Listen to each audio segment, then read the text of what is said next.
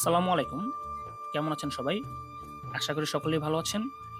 আজকে চলে আসছি আমাদের মেঘনা উপজেলার সবচেয়ে পুরনো এবং সবচেয়ে প্রাচীনতম ঘাটে। এই ঘাটটি হচ্ছে আলিপুর ঘাট। একসময় এই ঘাট ছিল মানুষের প্রধান যাতায়াত পথ।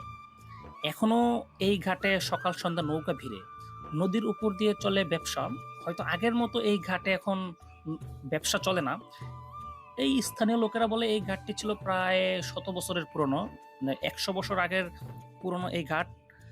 সময়ের সাথে সাথে নতুন রাস্তা, নতুন ব্রিজ বা ঘাটের ব্যস্ততা কমে এসেছে।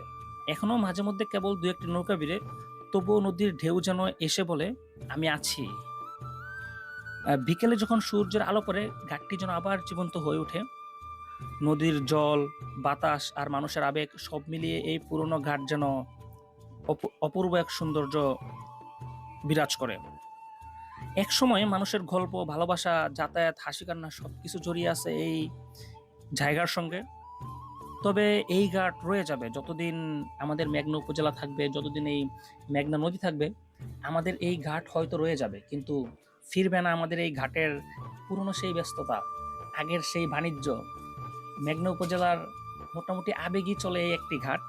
যাই হোক, ভিডিওটি ভালো লাগলে অবশ্যই শেয়ার করবেন। ধন্যবাদ। আসসালামু আলাইকুম।